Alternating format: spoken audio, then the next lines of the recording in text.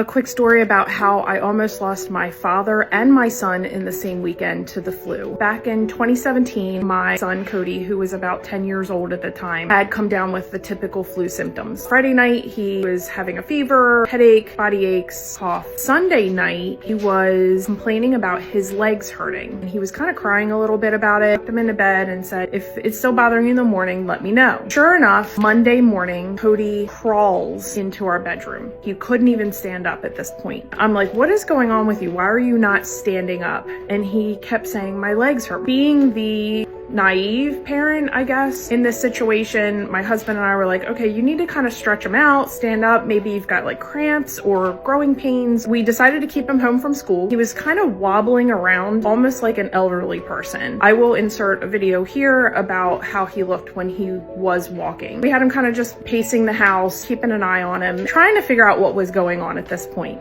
That same weekend, my dad had ended up in the hospital with type A flu. Cody had type B and had pneumonia and was on the knife's edge as to whether he was going to make it or not. And by the grace of God, he did. He was sent home Monday morning. We went to go visit him Monday morning. This is the same day that Cody was unable to walk. We show up at the house and my brother, who happens to be a nurse, saw Cody get out of the car and was like, what's going on with Cody? Why is he home from school? Explained the situation. And he said, get him to the hospital immediately. We rushed him to AI DuPont. Come to find out, a very unknown side effect of the flu and other viruses is something called myositis and rhabdomyolysis. The virus can begin to attack the muscles in your body, and typically it starts in the legs. It will break down the protein of the muscles and it can flood your kidneys and cause kidney failure. The doctors had told us that had we not brought him in when we did, he would have gone into kidney failure. They pushed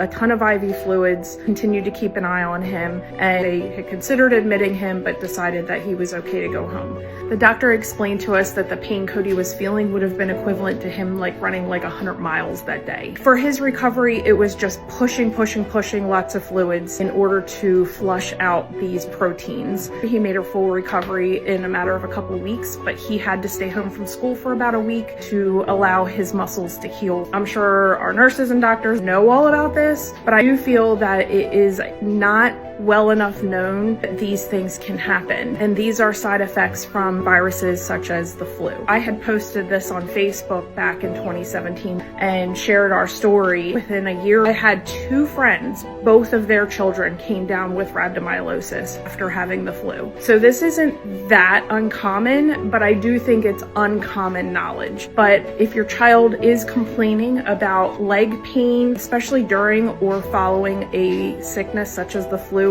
don't take it lightly. If it hadn't been for happening to see my brother, we may have waited too long. That's a scary thought. This is not my typical content. This is just another one of those PSAs, just sharing a story, and don't take these things lightly.